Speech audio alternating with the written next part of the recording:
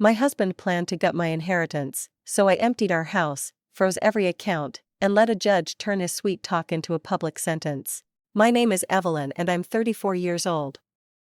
For years, my husband made me feel invisible in my own home while his mother never missed a chance to remind me that I wasn't good enough for their family. They saw me as someone easy to control, someone who would never fight back. But the night I overheard what my husband really thought of me, something inside me shifted. What happened next would shake their world in ways they never saw coming. The empty house, the frozen accounts, and the note I left behind were just the beginning. I woke up at 6 that morning, just like I always did. The sunlight was soft through our bedroom curtains, and for a moment everything felt normal. I slipped out of bed quietly, careful not to wake Liam, and padded downstairs to the kitchen. My bare feet were cold against the hardwood floors, but I didn't mind. This was my routine, my way of showing love, even when I wasn't sure if it was being received anymore. Making breakfast for him had become my ritual over the years. I whisked eggs until they were perfectly fluffy, toasted bread to that exact shade of golden brown he preferred, and arranged fresh flowers in a small vase on the table. The routine gave me comfort, even when I felt like our marriage was drifting somewhere I couldn't quite name. I hummed softly as I worked, telling myself that love was about these small gestures, about showing up every day, even when things felt hard. The kitchen smelled like coffee and butter, and I tried to focus on that warmth instead of the coldness that had settled between us. When Liam finally came downstairs, he barely looked at me. His eyes went straight to his phone, his thumb scrolling rapidly through messages. His hair was still messy from sleep, and he wore the expensive silk pajamas I'd bought him for his birthday. I set his plate down in front of him with a smile, hoping for at least a thank you or a good morning. "Good morning," I said gently, pouring him a cup of coffee just the way he liked it, black, no sugar. He glanced at the eggs and frowned, his face twisting with disgust. "This looks too oily, Evelyn. How many times do I have to tell you I don't like greasy food?" My chest tightened, but I forced myself to stay calm. I looked down at the plate, trying to see what he saw, but the eggs looked perfectly fine to me. "I'm sorry. I'll make it differently next time." He didn't respond, just kept eating while staring at his screen, occasionally shaking his head at whatever he was reading. I sat across from him with my own plate, suddenly feeling self-conscious about every bite I took. The silence between us felt heavy, suffocating. I could hear the clock ticking on the wall, each second stretching out uncomfortably. I wanted to ask him about his day, about his work, about anything that might bridge the gap between us, but the words wouldn't come. I was too afraid of being dismissed again. Later that morning, the doorbell rang. I opened it to find Margaret, Liam's mother, standing there with her designer purse and her perfectly painted smile. She wore a cream-colored suit that probably cost more than most people's monthly rent, and her hair was styled in that stiff, salon-perfect way. She didn't wait for an invitation, she just walked right in, her heels clicking sharply against the floor. "Evelyn, dear," she said, her eyes traveling down my body in that way she always did. Her gaze lingered on my hips, my thighs, my stomach. "Still indulging, I see." I felt my face grow hot. I was wearing comfortable clothes, nothing fancy, just leggings and an oversized sweater. Suddenly, I felt exposed, like she could see every imperfection, every pound I'd gained since the wedding. I wanted to tell her that my body was none of her business, but the words stuck in my throat. I'd never been good at confrontation, especially not with her. "Would you like some coffee?" I asked instead, my voice barely above a whisper. She waved her hand dismissively and walked toward the living room where Liam was now sitting. I followed, feeling like a guest in my own home, like I was intruding on something private. Margaret settled onto the couch like she owned it, crossing her legs elegantly. Margaret pulled Liam aside after a few minutes, but she didn't bother lowering her voice. I stood in the doorway, frozen, as I heard her say, "You could have married a model, Liam. Instead, you ended up with this." My stomach dropped. The air left my lungs. I pretended I hadn't heard, turning quickly back to the kitchen. My hands trembled as I gripped the counter, my knuckles turning white. I told myself it didn't matter what she thought. But it did. God, it did. Because she was saying out loud what I'd feared Liam had been thinking all along. At lunch, I couldn't help myself. The comment had been eating at me all morning, gnawing at my confidence. I looked at Liam across the table and asked quietly, "Have I gained weight?" He looked up from his phone, his expression cold and annoyed, like I'd interrupted something important. "You're asking now?" The cruelty in his tone cut through me like a knife. It wasn't just what he said, but how he said it, like I was stupid for not already knowing the answer, like I was pathetic for even asking. I looked down at my plate and said nothing else. I realized then that I wasn't his partner anymore. I was his target. Every comment, every look, every silence was designed to make me smaller. That afternoon, my phone rang. It was Jonah Reed, my late father's attorney and one of the few people who still treated me with genuine kindness. His voice was warm and steady, like a lifeline thrown to someone drowning. "Evelyn, I wanted to check in about renewing your father's trust documents. Do you have time this week to meet?" "Yes," I said, grateful for his calm presence. "That would be good." We chatted briefly about schedules and paperwork, but underneath the professional conversation, I sensed his concern. Jonah had known me since I was a child. He'd been at my father's side for years, and he'd watched me grow up. When I hung up, I felt a strange contrast. Jonah spoke to me like I mattered, like my thoughts and feelings were important. Liam spoke to me like I was a burden, an inconvenience he had to tolerate. Later that evening, I heard Liam on the phone in his office. His voice was tense, almost panicked. The door was slightly ajar, and I stood in the hallway, straining to hear. I couldn't make out all the words, but I heard enough, something about payments, something about debt, something about running out of time. He was hiding something from me, and that realization made my chest ache. We were married. We were supposed to be a team. Why was he keeping secrets? The next day, while doing laundry, I found a receipt in Liam's pants pocket. It was from an expensive restaurant downtown, the kind of place you took someone when you wanted to impress them. The date jumped out at me immediately. It was from last Tuesday, a night when he told me he was working late at the office, that he grabbed a sandwich at his desk. But the receipt showed 2 entrees, 2 glasses of wine, and a dessert to share. The total was over $200. My hands shook as I stared at it. I wanted to march upstairs and demand answers, to throw the receipt in his face and ask him who he'd been with, but something stopped me. Maybe it was fear. Maybe it was the knowledge that confrontation would only lead to more cruelty, more gaslighting. Instead, I folded the receipt carefully and tucked it into my drawer next to my journal. Evidence, just in case. That evening, I tried to ask him gently. I didn't want to accuse him directly. I still had hope that maybe there was a reasonable explanation. "Did you go out recently?" I thought I saw a receipt. His head snapped toward me, his eyes sharp and angry. "Stop snooping, Evelyn. You're paranoid." The defensiveness in his voice terrified me more than anything else. If he had nothing to hide, why was he so angry? Why couldn't he just explain? I backed down immediately, apologizing, even though I'd done nothing wrong. "I'm sorry. I didn't mean to pry." He went back to his phone, dismissing me completely. I sat there feeling small and stupid, wondering how I'd become this person, the woman who apologized for asking honest questions, the woman who walked on eggshells in her own home. That night, I pulled out my journal and wrote, "I think he's slipping away. Or, maybe I'm finally seeing him clearly." The words stared back at me, and I realized they were both true. He was pulling away from me, but at the same time, the fog was lifting. I was starting to see our marriage for what it really was. The next evening, I decided to try again. Maybe if I made his favorite meal, if I set the table beautifully, if I showed him how much I still cared, things could get better. It was foolish thinking. I know that now. But back then, I still believed that love could fix everything.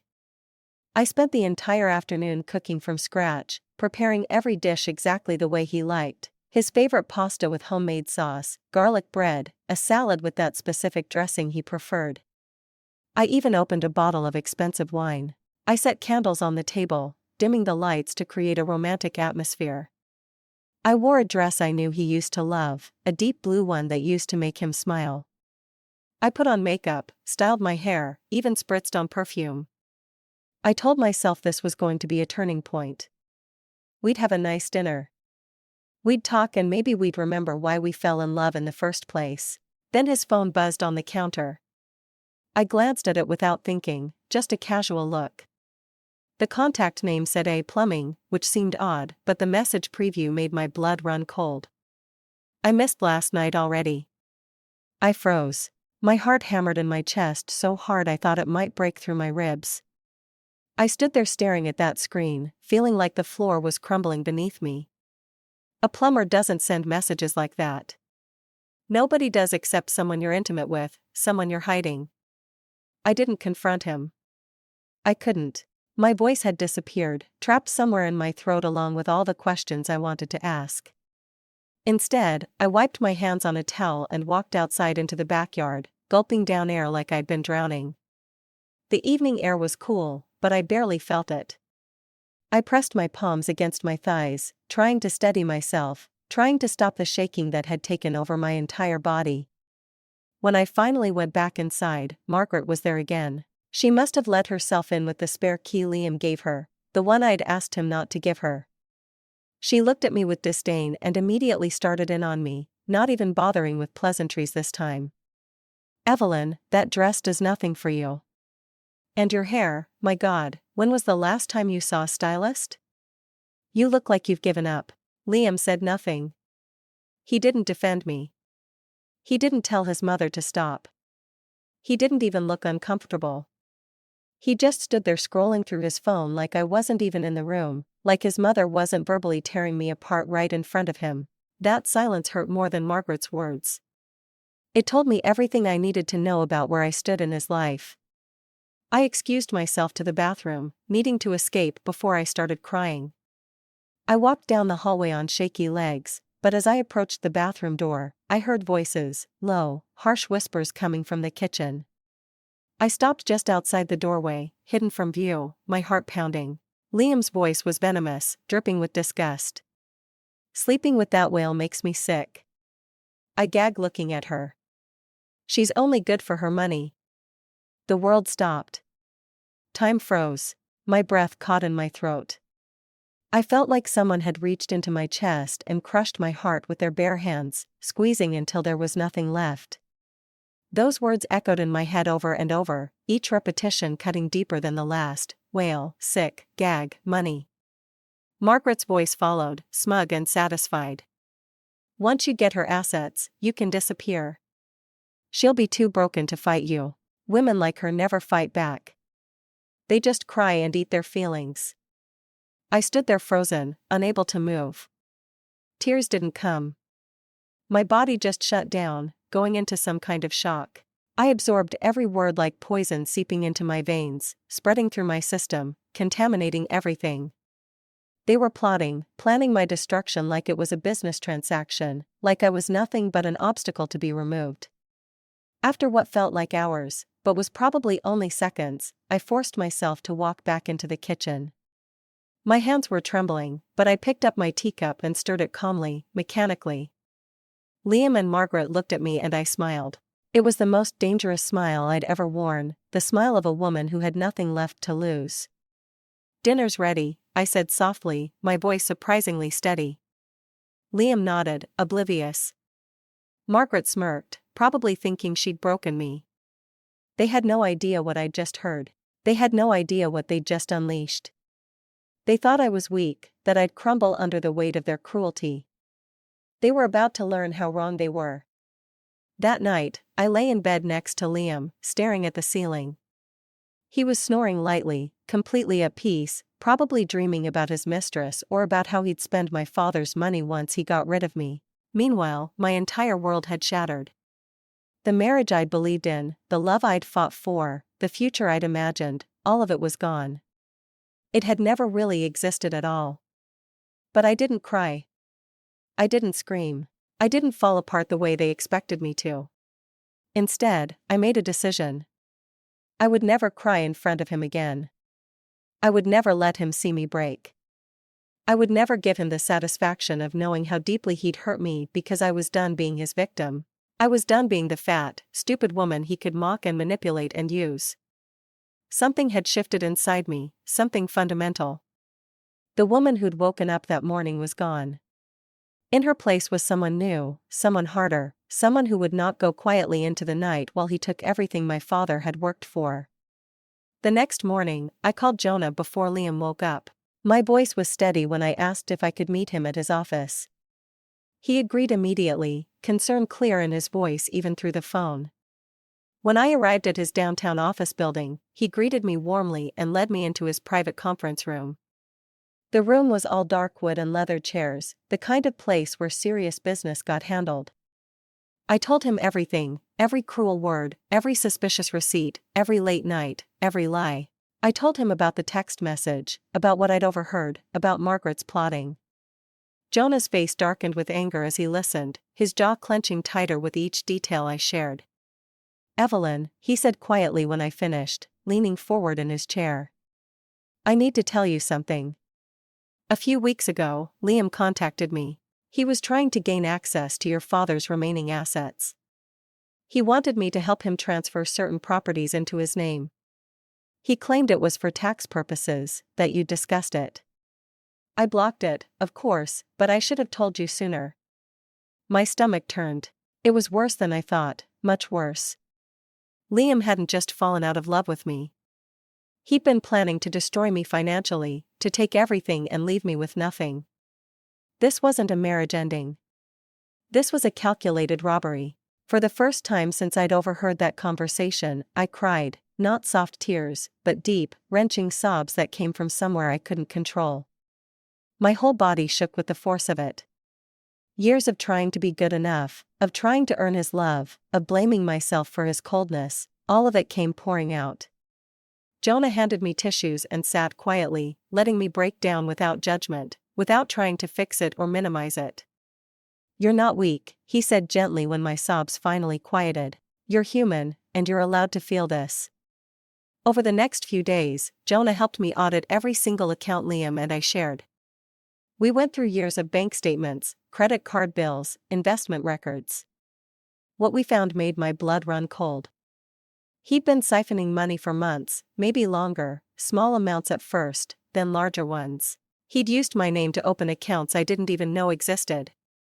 He'd taken out credit cards in my name and maxed them out. He'd forged my signature on documents. The evidence of his betrayal was everywhere once we started looking. "We can fix this," Jonah said, his voice firm and determined. "But you need to act fast. He's going to notice that you're on to him eventually." I nodded, my fear transforming into something sharper, something like rage. I was done being passive. I was done being the nice girl who never made waves. I froze all the joint accounts that same day. I rerouted my inheritance and property into a new trust that Liam couldn't touch, one that was ironclad and protected. Every move was calculated, quiet, and deliberate. I was taking back control of my life piece by piece. At home, I watched Liam carefully. I saw the mask now, the performance he put on, the fake smiles when he needed something, the practiced charm when he wanted to manipulate me. I saw the monster he'd always been, hidden beneath a handsome face and smooth words. How had I missed it for so long? Or had I just been too afraid to see it? One evening, I called my best friend, Hannah. We'd known each other since elementary school, and she was one of the few people in my life who'd never judged me, never made me feel less than. I told her everything, the words tumbling out in a rush. And she listened without interrupting. When I finished, she was quiet for a moment. Then she said, "The opposite of love isn't hate, Evelyn. It's clarity, and it sounds like you're finally seeing clearly." Her words hit me like a lightning bolt. She was right. I didn't hate Liam. Hate required caring, required emotional investment. I just finally saw him clearly. I saw him for exactly what he was without the filter of hope or love or denial. And what I saw was a predator who'd chosen me because he thought I'd be easy prey. I started quietly moving my belongings. Childhood photos went first, then my father's letters, then my grandmother's ring. I rented a storage unit across town and filled it with everything that mattered to me. Every item that had sentimental value, everything I'd want to keep safe. Liam never noticed. He was too busy texting his mistress and scheming with his mother. Too busy counting money that wasn't his yet. One night, I stood in front of the bathroom mirror and stared at my reflection. My face looked different somehow, older maybe, but also stronger. My father's voice echoed in my mind, something he told me years ago when I was being bullied in school. Evelyn, people will underestimate you because of how you look. Let them.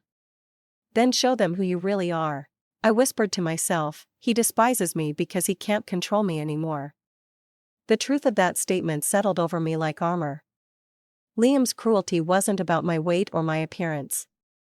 It was about power. He'd lost his power over me the moment I started seeing clearly, and he could sense it. That night, I lay in bed next to Liam one last time. I stared at the ceiling, my heart pounding with anticipation rather than fear.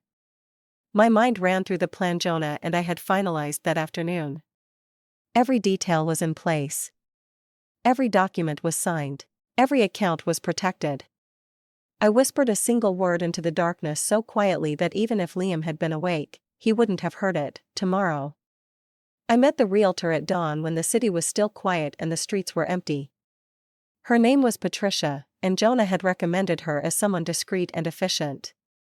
The house, worth $2.4 million, could be sold quickly if I was willing to accept a private offer from a cash buyer. I signed the paperwork without hesitation, my hand steady as I wrote my name. This house held nothing but painful memories now. Let someone else fill it with happiness. Next, I went to the bank. I'd made an appointment with the branch manager, and we met in his private office. I cleared every personal account, moving funds into the trust Jonah had set up. I transferred everything down to the last penny. I shut down all shared credit cards, all joint accounts, everything that connected me financially to Liam. His access to my money vanished in a matter of hours. Years of careful planning on his part, destroyed in a single morning. Back at the house, I packed only what I needed. My documents were already secured in waterproof folders. My father's watch, the one he'd worn every day of his adult life, went into my purse. A few changes of clothes, practical things, nothing fancy. I left behind every gift Liam had ever given me, the jewelry, the designer handbags, the expensive perfumes. I didn't want a single reminder of him. I didn't want anything purchased with lies. Then I sat down at the kitchen table, the same table where I'd served him breakfast just days ago, and wrote a note. I kept it simple, direct, final. You will never hurt me again. Goodbye, Liam. I called the movers Jonah had arranged. They arrived in an unmarked truck, professional and quick. Within hours, the house was empty, furniture, dishes, everything. All of it disappeared into trucks and storage. Some would be sold, some donated, some kept. It didn't matter. What mattered was that Liam would come home to nothing. The walls echoed with emptiness. And I found a strange satisfaction in that sound. I stood in the doorway one last time, looking at the home I'd once filled with hope. The woman who'd walked through that door years ago, full of love and trust and naive optimism, was gone. In her place stood someone stronger, someone who refused to be destroyed, someone who understood that survival sometimes meant burning everything down and starting over. Hannah pulled up in her car right on schedule. I climbed in without looking back, without a single moment of hesitation. "You okay?" she asked, searching my face. "I will be," I said, and I meant it. She drove me several towns away to a small lakeside cabin I'd rented under my new trust. It was quiet, peaceful, safe, the kind of place where you could breathe again, where you could remember who you were before someone tried to break you. Meanwhile, Liam returned home to find nothing, no furniture, no money, no wife, just an empty house and a short, devastating note on the kitchen counter. I imagined his panic, his rage, his disbelief. I imagined him calling my phone over and over, getting sent straight to voicemail. I imagined him checking the bank accounts and seeing zeros across every screen. For years, he'd underestimated me. He thought I was too weak, too broken, too desperate for love to ever fight back. He thought I'd take whatever cruelty he dished out because I had no other options, because no one else would want me. He was wrong about all of it. Later that evening, Margaret must have stormed in, screaming that I'd stolen everything. I pictured her face red with fury as she realized her plan had fallen apart. I pictured Liam's face draining of color as he realized the truth. He had nothing left, no money, no house, no victim to manipulate, just debt and lies and the bitter taste of his own medicine. At the cabin, I stepped outside onto the porch. The air was crisp and clean, carrying the scent of pine trees and lake water. The lake stretched out before me, calm and endless, reflecting the sunset in shades of pink and gold. I closed my eyes and took a deep breath, filling my lungs with freedom. For the first time in years, I whispered the words I'd been too afraid to say, too beaten down to believe: I'm free. And I was, finally, completely, utterly free. The first night in the cabin, I slept better than I had in months, no walking on eggshells, no wondering what cruel comment would greet me in the morning. Just silence and peace and the gentle sound of water lapping against the shore outside my window. But I knew Liam wouldn't accept this quietly. Men like him never did. I imagined him that morning storming through the empty house. I could picture him so clearly, flipping open drawers, yanking open closets, shouting my name as if I was hiding in some corner playing a game. The echo of his voice would make the emptiness even louder, would drive home the reality that I was truly gone. Hannah called me around noon. "He's been calling everyone," she said. "He called me 6 times already. He's frantic." "What did you tell him?" "That I have no idea where you are," which was technically true since I hadn't told her the exact address. She paused.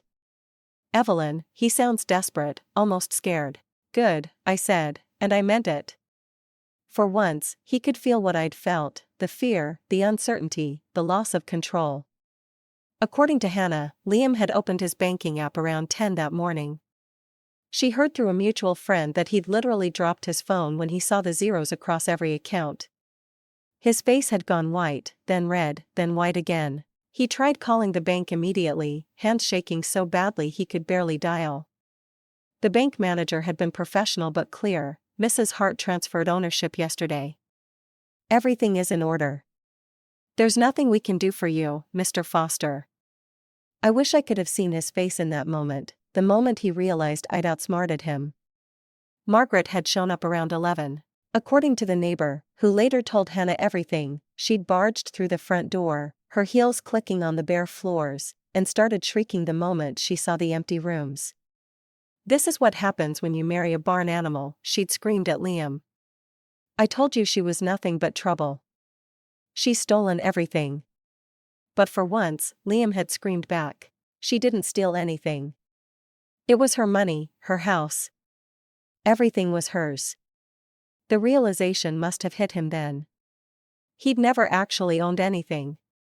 He'd been living in my house, spending my money, plotting to take my inheritance, and now it was all gone, and he had nothing, not even his dignity. That afternoon, Liam called Jonah. I knew he would eventually. He was arrogant enough to think that Jonah would help him, that somehow he could manipulate my father's old friend the way he tried to manipulate me. Jonah called me right after. "He just left my office," Jonah said, amusement in his voice. "He demanded I tell him where you are and help him fix this situation." Those were his exact words. "What did you say?" I told him that Evelyn Hart is far smarter than he ever realized and that she gave me explicit instructions not to help him under any circumstances. Then I told him to leave before I called security. I smiled. Liam had always underestimated the people around me, assuming they'd be as easy to manipulate as he thought I was. He was learning otherwise now. By evening, Liam had apparently ripped out the home's Wi-Fi router in a fit of rage, throwing it against the wall. He'd found something else, too, according to what Hannah pieced together: the storage unit key. I'd left it deliberately, tucked in a drawer in the kitchen. I wanted him to find it. I wanted him to think there might be something valuable there, something he could still claim. The next morning, he rushed to the storage facility. I imagined him fumbling with the key, his hands shaking with anticipation, probably already planning what he'd sell first. The unit door rolled up, and inside he found exactly what I'd left for him: old photo albums, journals from my teenage years, sentimental items that had no monetary value whatsoever. My grandmother's recipe book, my father's favorite coffee mug, love letters my parents had written to each other. No diamonds, no bank statements, no cash, no title deeds, just memories he'd never cared about. He must have stood there staring at those boxes, finally understanding that he'd never known me at all. He'd seen what he wanted to see: a lonely, insecure woman he could use. He'd never bothered to look deeper, to see the strength my father had instilled in me, the intelligence I'd inherited from my mother, the quiet determination that had been there all along. Margaret, still refusing to admit defeat, had an idea. "She'll run to that pathetic friend of hers, that Hannah woman," she told Liam. "We'll go there and make her tell us where Evelyn is." They drove to Hannah's home that evening, pounding on the door like debt collectors. Hannah told me she watched them through the peephole first, seeing Liam's disheveled appearance, Margaret's twisted expression. Then she opened the door calmly, crossing her arms. "Where is she?" Liam demanded. Hannah smiled. "She's gone somewhere you'll never get to. This is kidnapping." "I'm calling the police," Margaret shrieked. "Go ahead," Hannah said. "Tell them you're looking for a grown woman who left her cheating husband. I'm sure they'll be very sympathetic." They tried threatening. They tried pleading. Liam's tone shifted from arrogant to frightened as he realized that Evelyn truly wasn't coming back. He tried calling me nonstop, leaving voicemail after voicemail. At the cabin, I listened to them once, just once. His voice cycled through every manipulation tactic he knew. First came anger: "How dare you do this to me? You're insane." Then bargaining: "We can work this out, Evelyn. I know I made mistakes." Then gaslighting: "You're remembering things wrong. I never said those things." Finally, desperation: "Please, Evie. I love you. I need you. Come home." I listened to that last message twice, searching for any genuine emotion in his voice. There was none, just calculation, just another performance from a man who'd been acting our entire marriage. I deleted them all. My hand no longer trembled. My heart no longer ached. I felt nothing but relief. But Liam wasn't done. He had one final desperate idea: someone I hadn't spoken to in years, someone from my past that he thought he could use. Claire Whitford, the wealthy widow, the woman he'd been secretly seeing, the woman who was about to teach him that he wasn't as clever as he thought. Liam met Claire at a rooftop bar downtown, the kind of place with overpriced cocktails and a view of the city skyline. She was already there when he arrived, sitting at a corner table, looking beautiful and cold in a black dress. I know all of this because Claire called me the next day and told me everything. "You disappeared on me," Claire said when Liam sat down, her voice sharp. "You ruined my life by vanishing yesterday. I've been calling you nonstop." "I've been dealing with a crisis," Liam said, running his hand through his hair. "My wife, she went insane. She emptied our accounts and disappeared, but I'm going to get everything back. I just need a little time." Claire studied him, her expression unreadable. "And how exactly do you plan to do that?" "I'll find her. I'll make her see reason. She's emotional right now, but she'll come around. She always does." He reached for Claire's hand across the table. "We can still have our future together once I get the money sorted out." That's when Claire pulled her hand away. "Liam, I need to tell you something. I was never actually in love with you." He blinked. "What?" "You reminded me of my ex-husband, charming, handsome, completely selfish. I wanted attention and you gave it to me, but I didn't want a real relationship.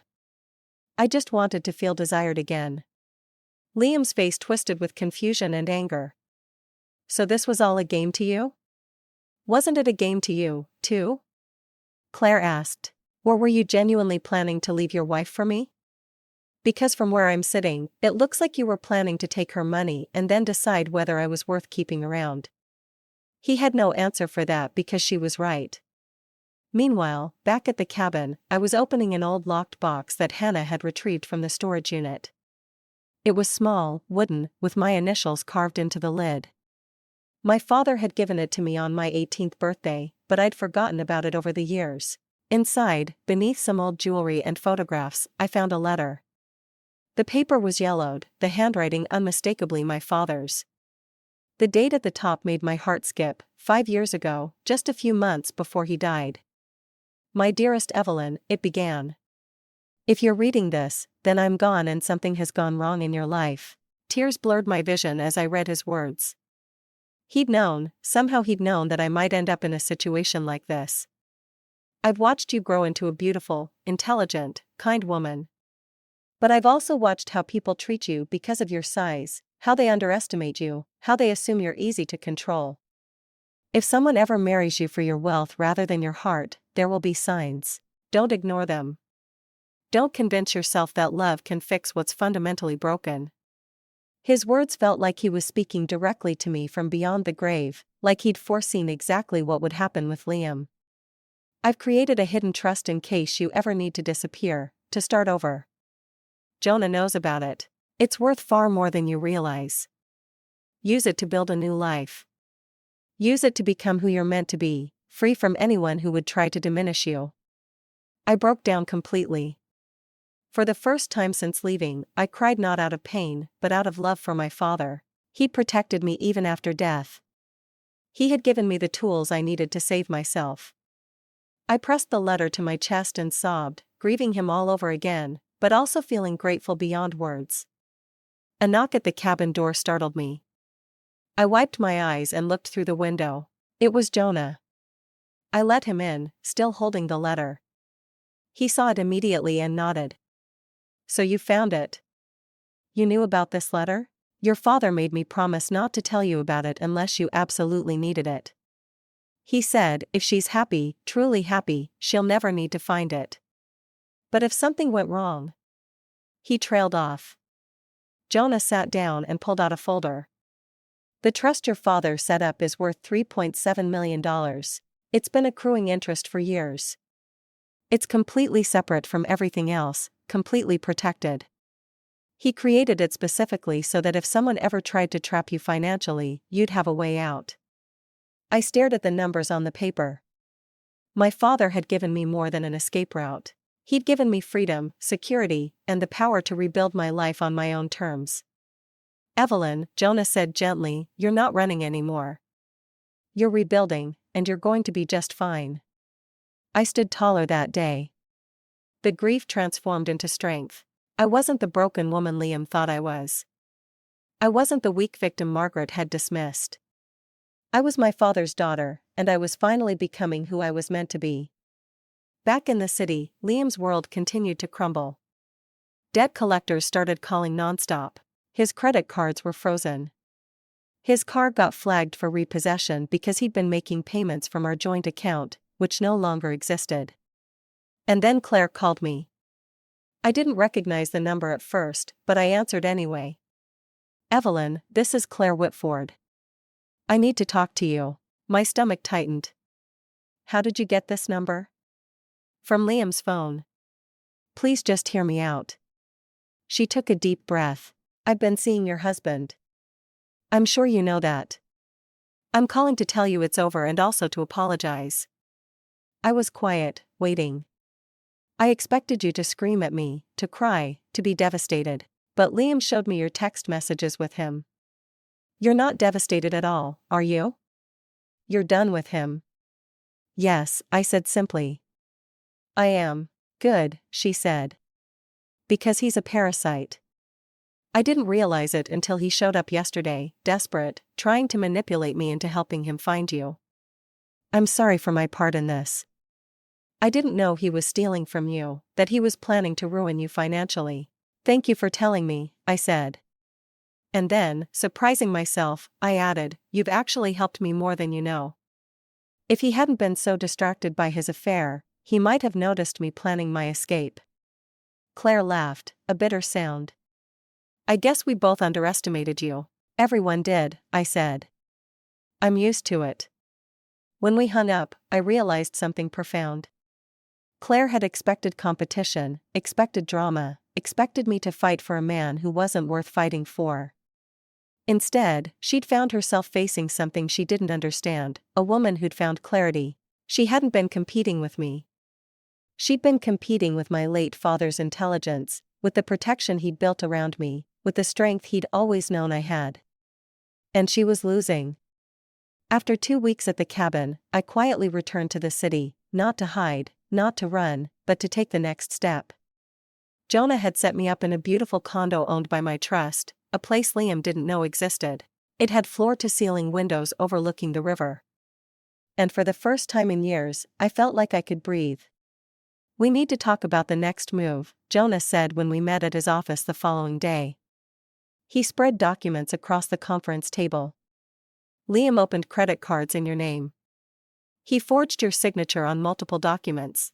What he did wasn't just cruel, Evelyn. It was illegal. You think I should press charges? I think you have 2 options: press criminal charges immediately, which could send him to jail, or file a civil lawsuit that will expose everything publicly and force him to pay damages."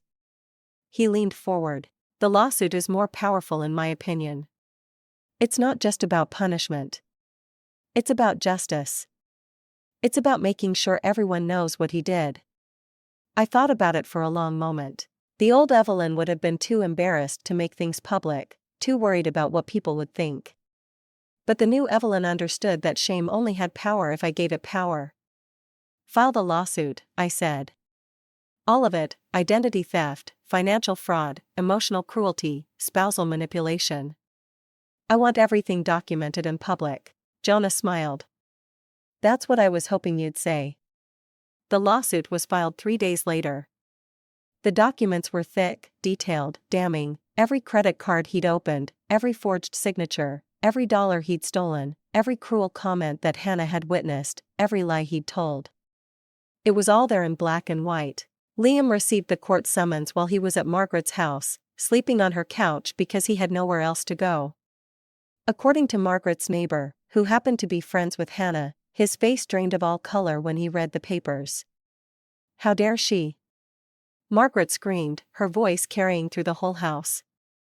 "After everything you've done for her, after you married her when no one else would have her." But Liam just collapsed onto the couch, the papers falling from his hands. "She was never supposed to fight back," he whispered. "Women like her don't fight back. They just take it. They just accept it." That's what he believed, that my low self-esteem, my desperation to be loved, my years of conditioning would keep me trapped forever. He had built his entire plan on my weakness, never imagining I might find strength. Meanwhile, I was discovering myself again. I got my hair done, not because I was trying to impress anyone, but because I wanted to feel good for myself. I bought new clothes that fit my body and made me feel confident. I started going to the gym, not to lose weight, but to feel strong and capable. My self-worth was growing like wildfire, fed by every day of freedom, every night of peaceful sleep, every moment of living life on my own terms. Hannah came over one evening with wine and takeout. We sat on my new balcony, watching the city lights twinkle below us. "You know what this is?" she asked. "This isn't revenge. This is justice." "What's the difference?" Revenge is about hurting someone because they hurt you. Justice is about making sure they face consequences for their actions and can't hurt anyone else. She raised her glass. "You're not destroying him because you hate him. You're holding him accountable because it's the right thing to do." I clinked my glass against hers. She was right. I didn't hate Liam. I pitied him. He'd thrown away a real relationship for money he'd never actually get. He destroyed something genuine for something fake. And now he had nothing at all.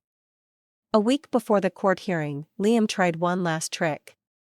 He showed up at my condo building trying to charm the concierge into letting him up. He'd shaved, put on a nice suit, and practiced his most sincere smile. "I'm her husband," he told the concierge. "I just need to talk to her. There's been a terrible misunderstanding." The concierge, a middle-aged woman named Rosa who I'd already told about my situation, looked at him with cold eyes. "Mrs. Hart left explicit instructions. You're not welcome here. This is insane. I have rights." "No, sir. You have a restraining order, and if you don't leave right now, I'm calling the police. He left, but not before punching the elevator door, leaving a dent that he'd later have to pay for. The day of the court hearing arrived.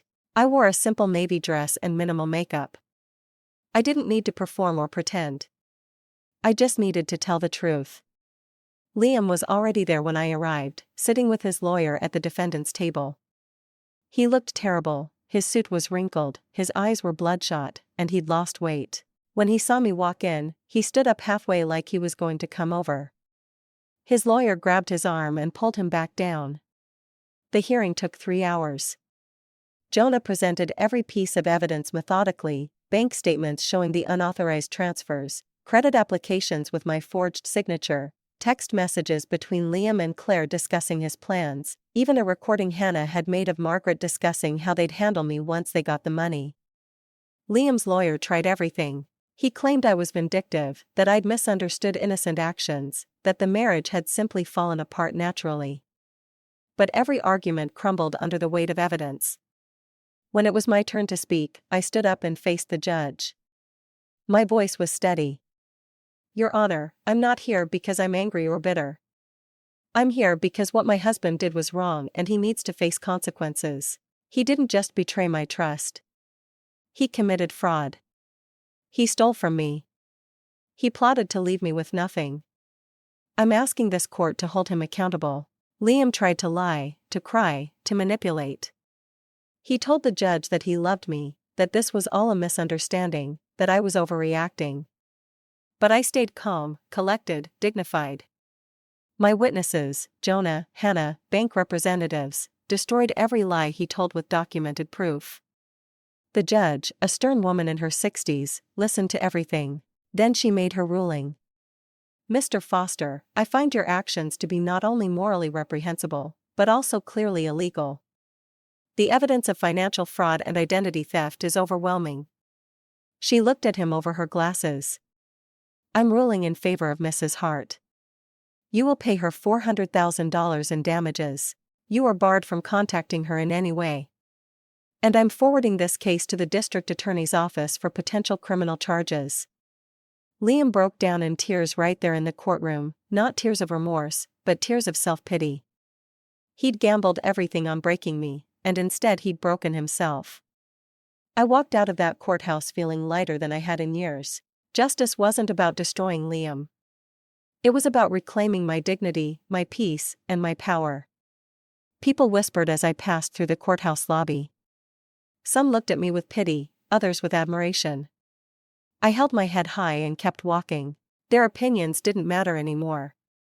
The only opinion that mattered was my own, and I was finally proud of who I'd become. Outside, Jonah was waiting. You did it, he said, smiling. We did it, I corrected. I couldn't have done this without you. Your father would be proud of you, Evelyn. So proud. Those words meant everything, more than the money, more than the legal victory, more than anything. My father had raised me to be strong, and I'd finally lived up to that. Back at Margaret's house, Liam returned to find debt collectors waiting on the porch. They'd been tracking him for weeks, and now that the court case was public, they knew exactly where to find him. Margaret opened the door, saw the men with their clipboards and legal documents, and immediately started ranting. This is all your fault, she screamed at Liam. You've ruined everything. My friends are asking me questions. The country club is talking about us. You've humiliated this family. For the first time, Liam screamed back. Years of being controlled by his mother, years of being molded into someone he wasn't, all came pouring out. You made me this way. You taught me that appearances mattered more than character. You told me to marry for money. You created this monster. They tore into each other like wolves, each blaming the other, neither taking responsibility for their own choices. It would have been satisfying to watch if it wasn't so pathetic. Meanwhile, Claire had moved on completely. She attended a charity event that week where she ran into me by chance. We were both surprised, standing there in our evening gowns holding champagne glasses. Evelyn, she said. I wasn't sure if you'd want to talk to me. I don't have any anger toward you, I said. Honestly, you didn't know what he was planning. And honestly, the affair probably distracted him enough that he didn't notice what I was planning. She laughed, a genuine sound this time. I'm sorry for my part in all of this. For whatever it's worth, I think you're remarkable. The way you handled everything, the way you stood up for yourself, I wish I'd had that strength when I left my husband. It's never too late to find it, I said. We talked for a few more minutes before parting ways. There was no drama, no confrontation, just two women who'd both learned something valuable about self-worth and boundaries. I bought a small lakeside cottage similar to the cabin where I'd first found peace. It became my sanctuary, my place to heal and grow. The cottage had a wraparound porch, big windows that let in the morning light, and a small garden where I started growing vegetables and flowers. One evening, I took the note I'd written to Liam, the one that said, "You will never hurt me again," and I burned it in the fireplace. Watching it turn to ash felt symbolic.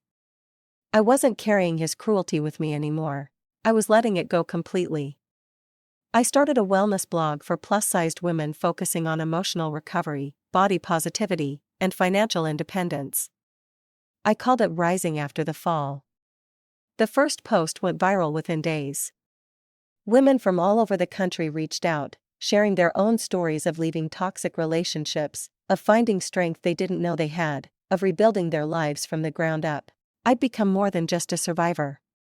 I'd become an advocate, a voice for women who felt voiceless, a beacon of hope for those still trapped in the darkness I'd escaped. Jonah visited the cottage one quiet evening in early summer. We sat on the porch watching the sunset paint the lake in shades of golden pink. He brought wine and fresh bread from the bakery in town.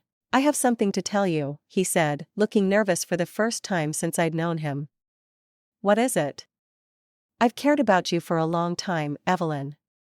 Even when your father was alive, I admired your kindness, your intelligence, your strength. But I never wanted to interfere, especially not while you were married." He paused. "I'm not asking for anything.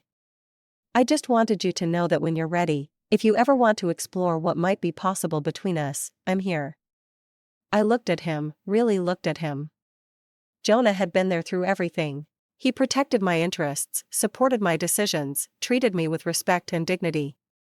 He saw me for who I really was, not what I looked like or how much money I had. I didn't answer with words. I just smiled softly and squeezed his hand. It wasn't a rejection, but it wasn't a commitment either. It was an acknowledgement that maybe someday, when I was fully healed, something beautiful could grow. But I wasn't ready yet. I was still learning to love myself, still discovering who I was outside of anyone else's expectations or desires. And that was okay. For the first time in my life, I was choosing myself first. We sat there in comfortable silence, watching the sun sink below the horizon. No pressure, no expectations, just two people enjoying each other's company with the possibility of something more hanging gently in the air. Later that night, I stood in my cottage doorway, looking out at the lake. The water was calm, reflecting the stars beginning to appear overhead.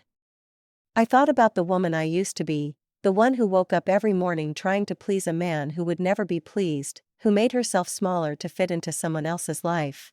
That woman was gone. In her place stood someone I was proud to be, someone strong, independent, and unafraid. Someone who understood that happiness came from within, not from someone else's approval. I whispered the words that had become my mantra, the truth I'd finally learned: I didn't lose anything. I found myself.